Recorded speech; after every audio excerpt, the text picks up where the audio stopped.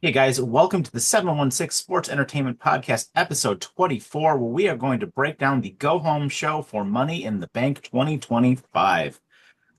As always, I am Mike, 716 Sports Entertainment, joined by Captain Team Reese to my left, and we are going to break it all down for you guys. As always, smash that like and subscribe button. We really appreciate it. We're going to do a special giveaway when we get to 100 subs, so keep an eye out for that. So let's get right into it. So the show kicked off with the arrival of the new alliance between Seth Rollins, Braun Breaker, Bronson Reed, and Paulus. And they came down to the ring, and Seth just laid out his case, which kind of seemed to be the sort of the ongoing story of the evening, where everyone, multiple superstars who were in both the men's and the women's Money in the Bank ladder matches kind of came out and laid out their case as to why they were going to win and what it kind of meant to them.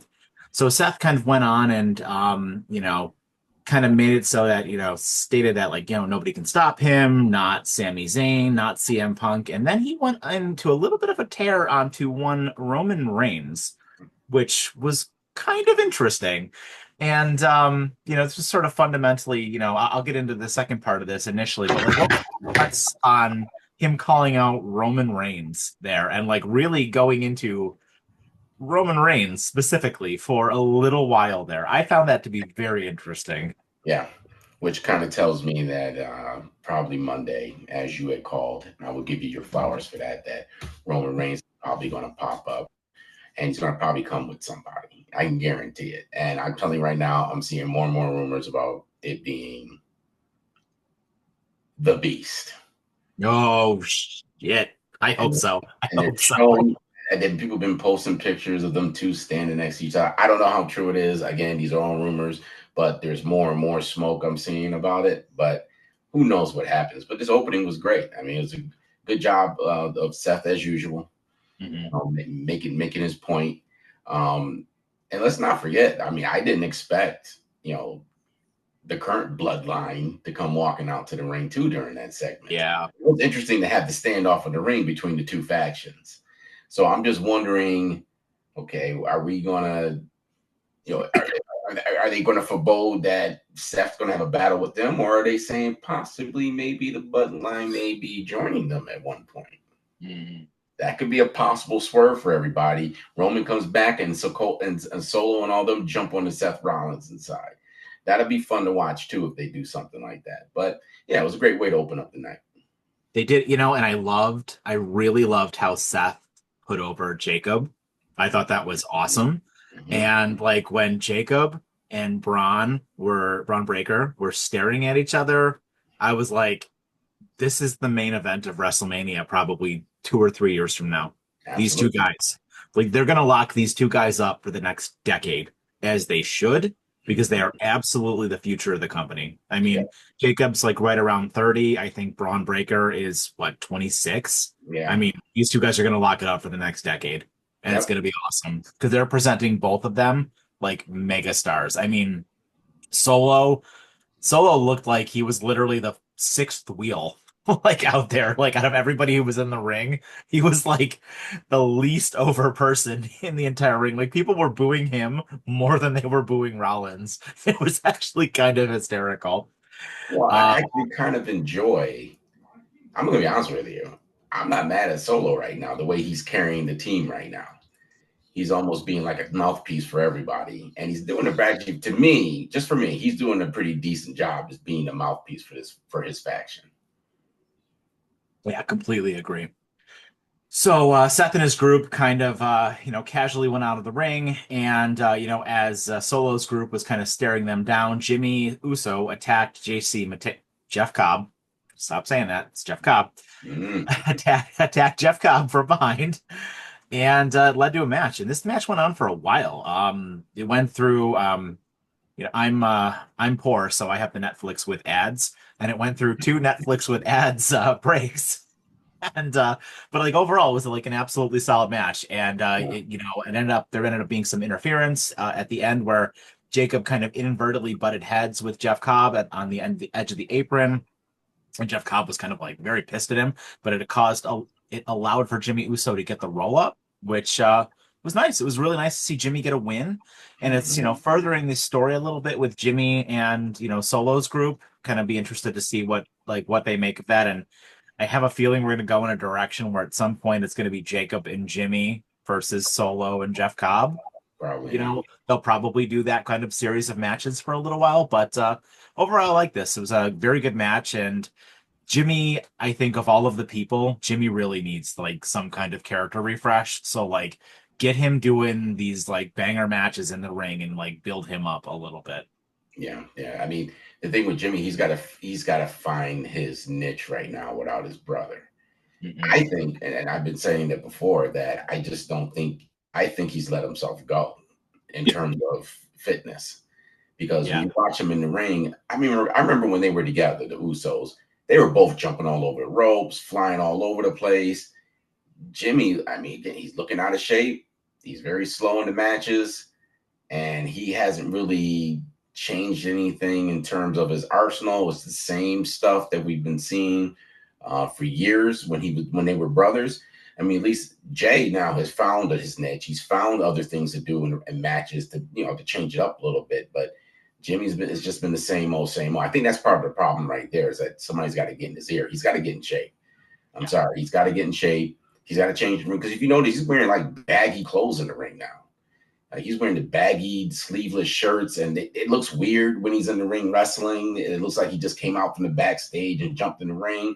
He's going to have to change his look too. So I'm interested. You're right. I would like to see maybe Jacob and Jimmy team up Mm-hmm. Mm-hmm. and go after those two, which is probably what's going to happen. But hey, what if Roman comes and brings them on board with him too? So if you get Jimmy and you get Jacob versus Seth Rollins and all them, you might have something going there too. So who knows? Like I said, everything's rumors right now. But the match was okay. Again, like I said, Jimmy's matches just don't never impress me. Yeah. So I mean, I can't really give this match too high of a grade. But it was an okay match. It wasn't. I mean, it wasn't bad, but it just wasn't nothing to scream about. So we had Selena Vega walking backstage. She ran into Julia, who was kind of like, just sort of staring her down a little bit and kind of was like, go get him, champ, kind of in a Mhm. condescending sort of way. And similarly, we had Damian Priest run into Jacob Fatu, which I got to tell you, I was really of the mind that this was going to be the match they were going to add to the Money in the Bank card, because I think you or Sean had made mention of that, but didn't end up happening. And Money in the Bank is just going to be 4 matches, which is interesting. But it did immediately lead to, hopefully this is the end of this, but it did immediately lead to Zelina Vega, who got no reaction when she came to the ring against Piper Niven. And they had a good little match. They're really, really trying to like make Zelina look credible somewhat.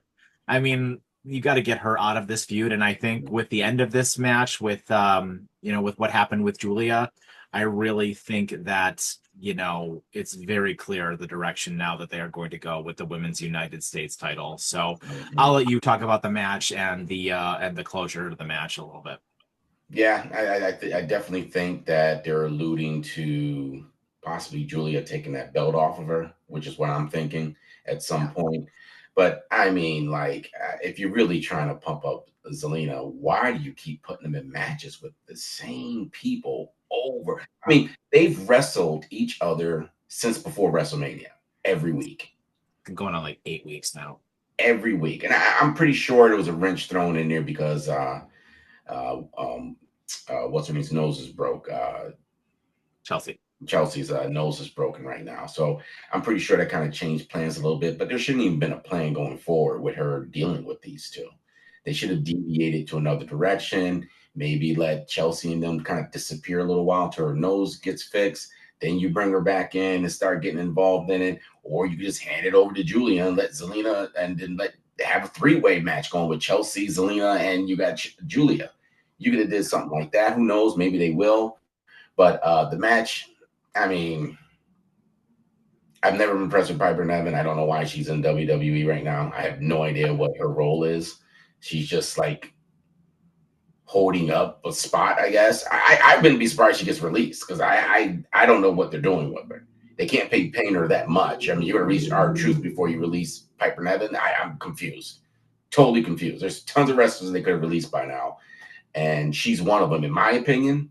And I'm not fat shaming, so I don't want to hear the internet talking about it because it's her size. I'm not doing that. What I'm saying is she's not very good in the ring, and you can tell. Every time I've seen her in the ring, it's been just crickets when she's in the ring from the crowd. She doesn't bring any emotion to the ring. She doesn't talk on a microphone. She's has no purpose right now in the WWE. Yeah. So, yeah, the match was just it was okay. Julia jumping in was pretty cool, letting her jump in that match. But it was nothing to scream about. It's just the same match we've been watching every week with Zelina and then the Herb Service or whatever they want to call themselves now. Yeah. The one thing, I think we're going to have our predictions for you guys very soon for Money in the Bank, but I really wish that they would have saved this for next week.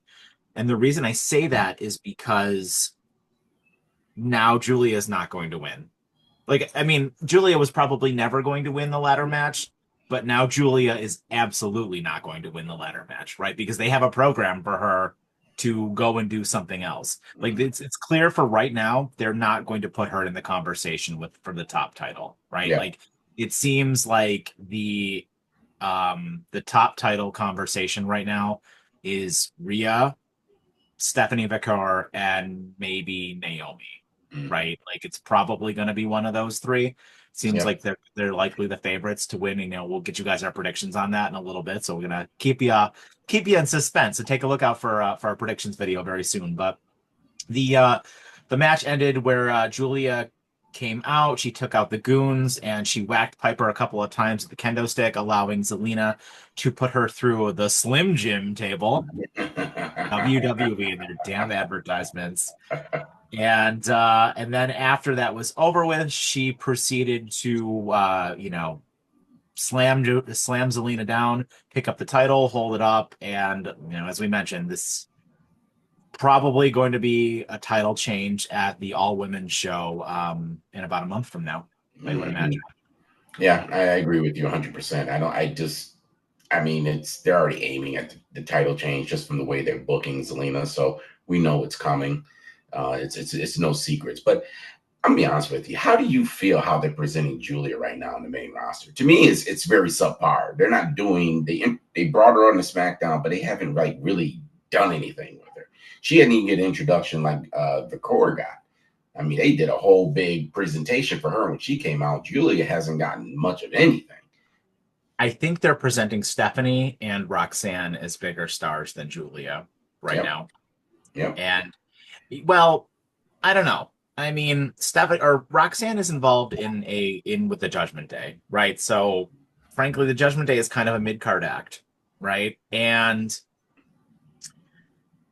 I should actually take that back. I think Roxanne is kind of in the same boat as Julia a little bit. The Judgment Day is a mid-card act. The U.S. title is a mid-card title. I think the only one who's presented like a big star is Stephanie Vickers, which, I mean, I still think the way she lost her title was stupid, but they're presenting her like the biggest star. And I think based on the way that the audience is reacting, she's the most over.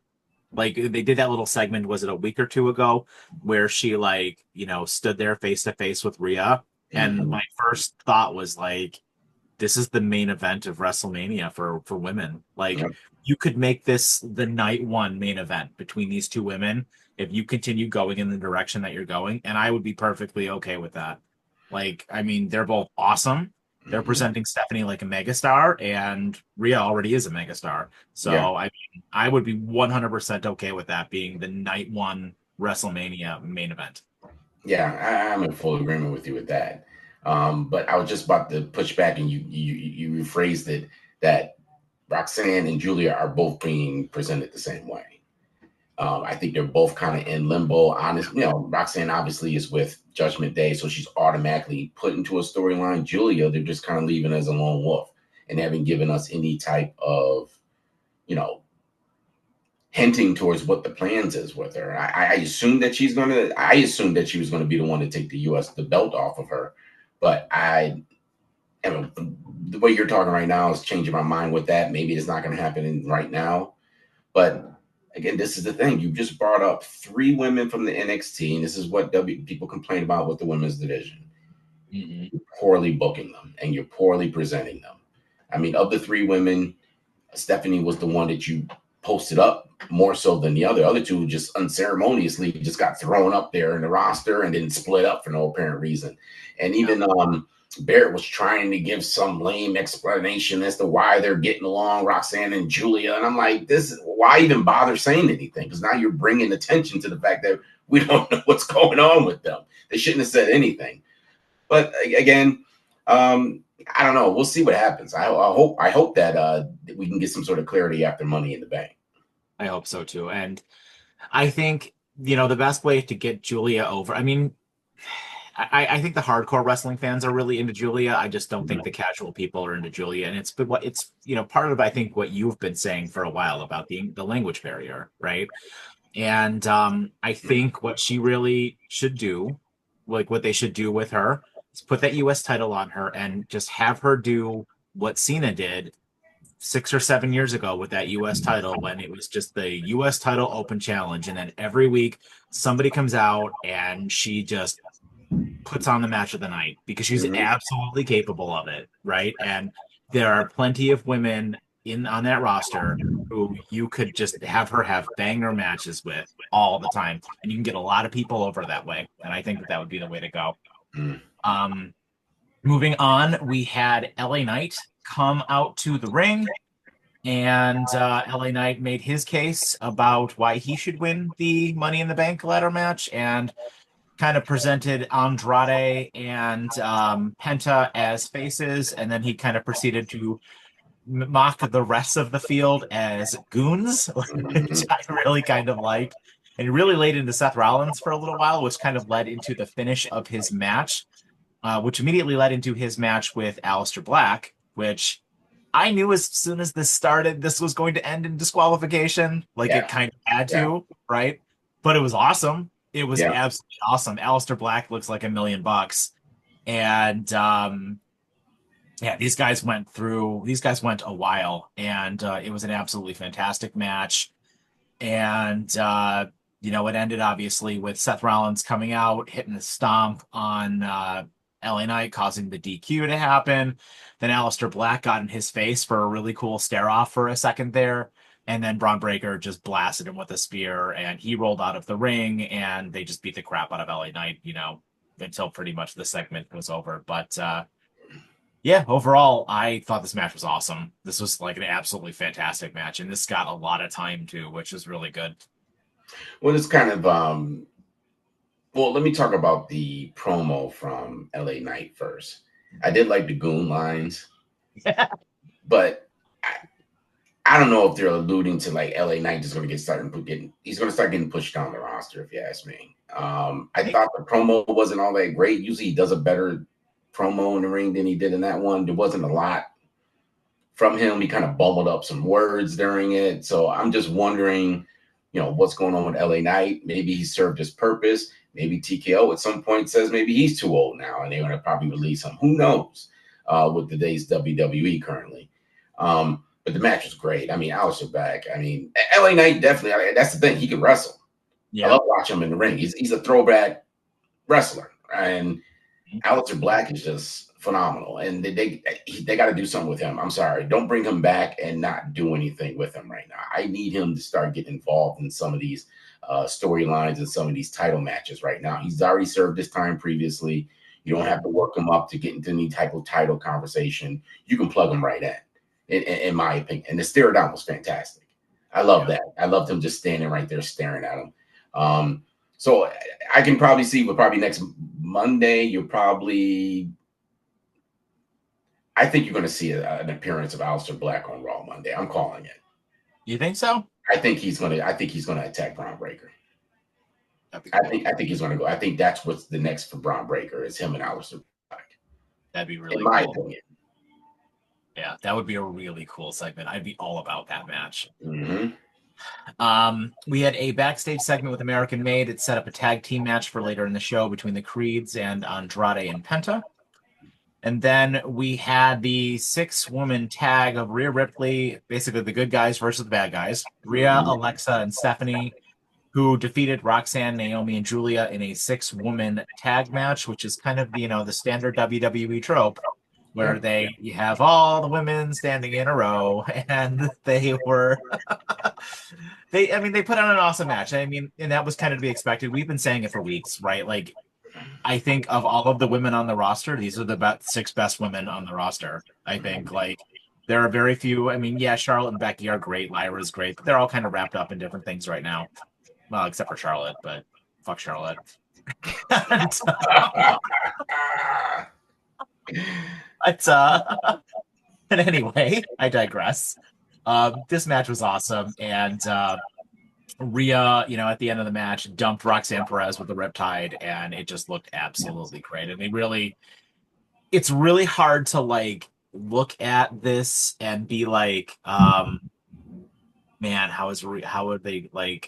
how are they gonna not have Rhea win this thing tonight? It's really tough, right? Because Rhea looks like $1 million.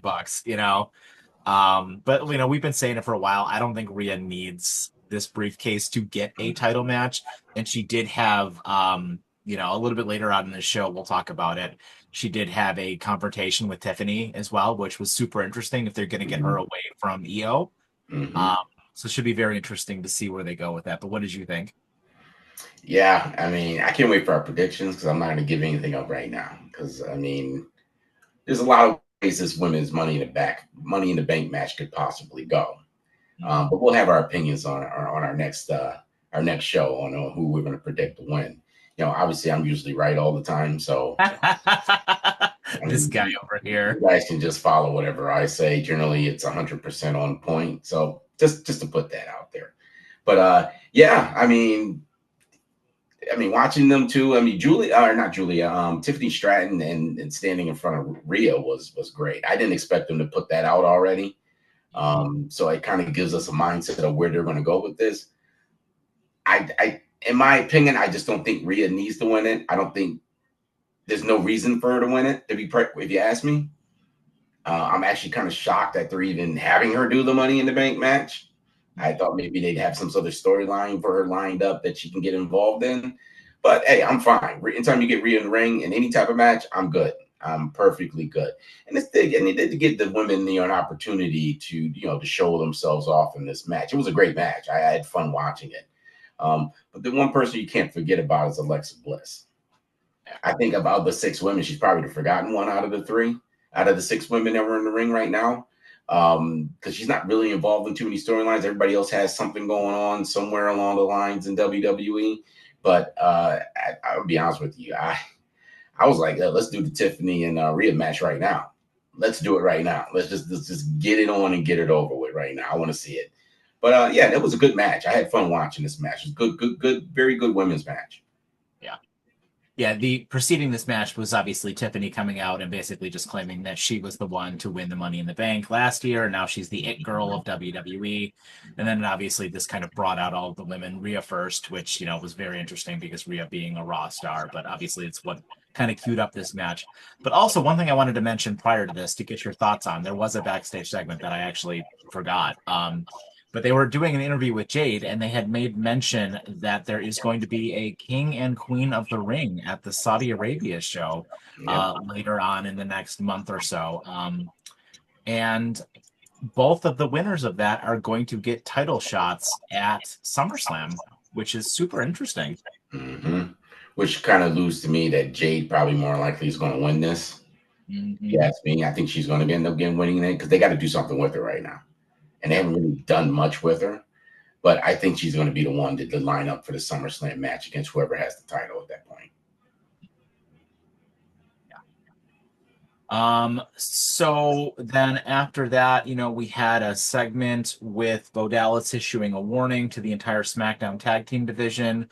The Wyatt Six will not be forgotten, and all of the men's tag team were kind of in Nick Aldis's office, sort of lamenting about what they're going to do against the Wyatts. And then, Fraxium and Motor City Machine Guns said they ain't going to handle business themselves. Then DIY were kind of acting like cowardly heels, just sort of being like, yeah, you guys go ahead and do what you need to do. So, just kind of, building the story out a little bit for the SmackDown tag team division, but nothing This is what we really were major. begging for to put some life into those tag teams, and adding the Wyatt Six is perfect. Yeah, yeah, completely agree. And then we had the Andrade and Penta versus the Creed brothers, and we also had AAA Mega Champion Vikingo, who emerged from the crowd to take out an interfering Chad Gable, leading to their match that's going to be in a couple hours today, which will probably be the main event of the Worlds Collide show. Mhm. But overall, this was another excellent match. I mean, your boy Penta is just nuts. He's such a good wrestler. And Penta smashed Julius with the Mexican Destroyer to pick up the win. And just, he's so fluid the way he does that match. It is just such a Mhm. treat to watch Penta. For those of you who didn't watch AEW and who didn't watch Lucha like on the regular to get to see Penta, it's such a treat. It is such a treat to see Penta. Hmm. And like I said, he will not disappoint in any match he's ever in. I've never seen a guy been in a bad match. Even when he's wrestled women back in the day, he's never even had a bad match against women. The guy is phenomenal. And this was a good match. And also, I want to give flowers to the Creed brothers. I think the WWE is doing them a disservice too. They should be involved in this title, this tag team, this world around the tag team belts, and they're not. They're just kind of made in the characters kind of off in the distance, and they're just kind of goons for Gable. Yeah. They need to be involved because they're great wrestlers. Physically, I mean, athletically, I mean, they're two big dudes and they can fly around the ring and do anything in the ring. And I Oh just yeah. think they need to get better. They need to get more of a push. But this was a great match. I mean, even Andrade found his spots in this match. I thought him and Pelt actually look good together as a tag team, if you ask me. I Yeah. had no problems with watching them two in the ring together. But overall, it was a great match. My boy Penta, Mexican Destroyer, I sign me love up it. every time. I'll watch that move over and over again as many times as I possibly can. It's such a good move. Like the way Mm-hmm. he's so perfectly fluid when he does it. Like it is absolutely awesome. Not long after the match was over, Rollins' group came out again, swarmed the ring, and decimated Andrade with a spear from Breaker, and then they kind of held down Penta as Reed delivered another tsunami. So, man, I don't know. I know I don't want to like spoil our predictions here too much, but man, oh man, I really don't think Rollins is gonna win.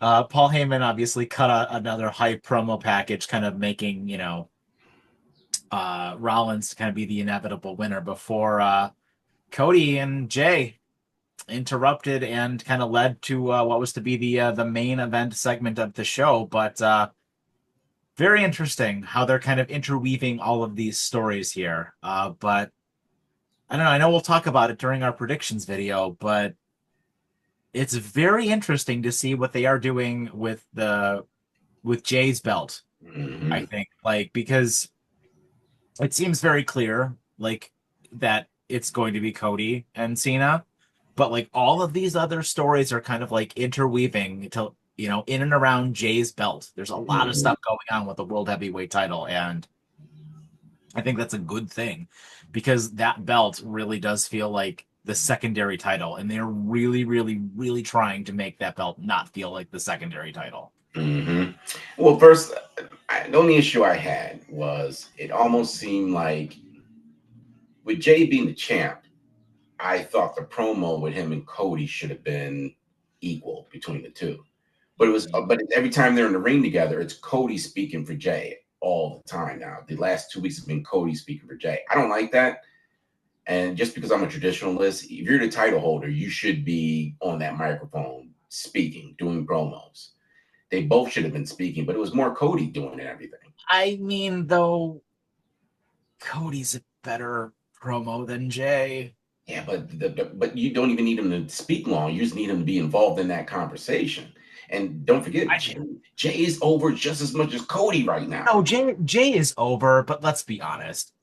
Jay is not a good promo. He's not. Jay is catchphrases, and that's fine. Like Jay is so over with the crowd. He's just as over as Cody is. But like Cody's a good promo. He's the best promo, probably one of the best promos in the company behind Cena. Cody's the best full-time wrestler promo deliverer in the company. Maybe Drew McIntyre is up there too. Well, Seth is there too. Seth is Yeah, there. I mean Seth is great too, but I mean Cody's the best face promo in the company by Well, a which margin. I'm not taking that from him, but the point is that Jay's the champ. Yeah.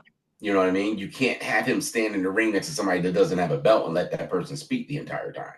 And we've seen Jay. We've gave him his flowers against Gunther. He can do it if you let him. I just don't think that I just think WWE is still.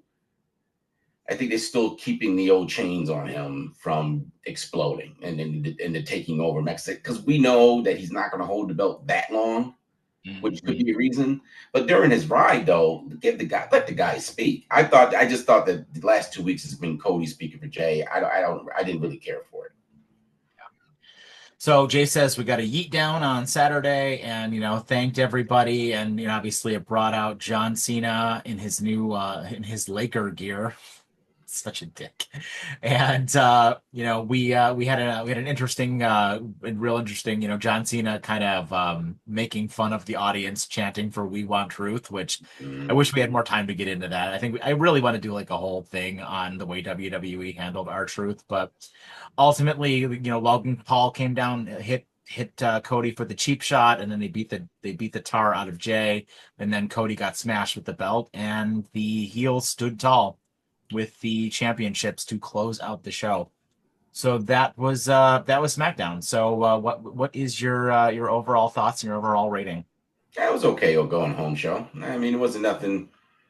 I mean, it's been the same wavelength that they've been since WrestleMania. So I mean, it was fine. It was no different any other week.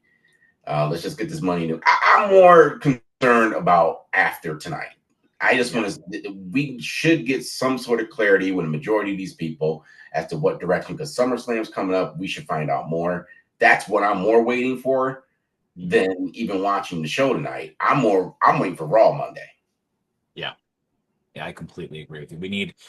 These things need to start picking up, right? Like everything needs to start picking up now that we're on our way to SummerSlam. And I think that the sooner we get this belt off of John Cena, the better it is for everybody. Like this belt needs to be back on the Cody, I think. And like Cody needs to be in a real program with somebody who's a full-time person. And these qualifying matches that they're going to do for King of the Ring are probably going to be really, really good. But yeah, overall, I agree with you. The show didn't feel like a slog like it usually does, but overall, I'd say 3 out of 5. Good show. Very much looking forward to Money in the Bank. Yep. So yeah, I'm hoping something happens. That was our episode, guys. Thank you so much for joining us. As always, smash that like and subscribe button. Stay tuned for our predictions video. Going to be coming to you guys real soon. And with that, have yourselves a great evening and take care.